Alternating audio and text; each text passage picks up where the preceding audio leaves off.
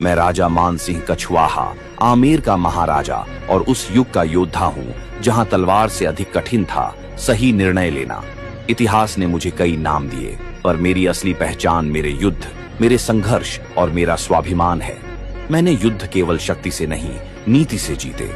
अफगान सरदारों और विद्रोही सूबेदारों के विरुद्ध मैंने अनुशासित सेना और रणनीति से विजय पाई। बंगाल और बिहार के अभियानों में मैंने मार्ग काटे, रसद रोकी और निर्णायक प्रहार किए ताकि अनावश्यक रक्तपात न हो। हल्दी घाटी में मैं महाराणा प्रताप के सामने खड़ा था। वह युद्ध मेरे जीवन का सबसे कठिन था, क्योंकि सामने कोई साधारण शत्रु नहीं, स्वतंत्रता की ज्वाला थी। उस रण में परिस्थितियां मेरे पक्ष में थीं, पर सम्मान दोनों का था। लोग मेरे युद्ध देखते हैं, पर मेरे निर्माण नहीं। मैंने कला, स्थापत्य और विद्वानों को संरक्षण दिया। मंदिरों, सार्वजनिक स्थलों और सांस्कृतिक केंद्रों का निर्माण इसलिए कराया ताकि आने वाली पीढ़ियां केवल युद्ध नहीं, अपनी सभ्यता को भी जानें।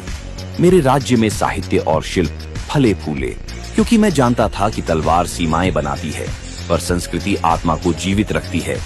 और फिर मुझसे पूछा जाता है, मुगलों के साथ रहकर हिंदू संस्कृति की रक्षा कैसे? मेरा उत्तर सरल है, मैं सत्ता के साथ था, पर आत्मा के साथ कभी समझौता नहीं किया।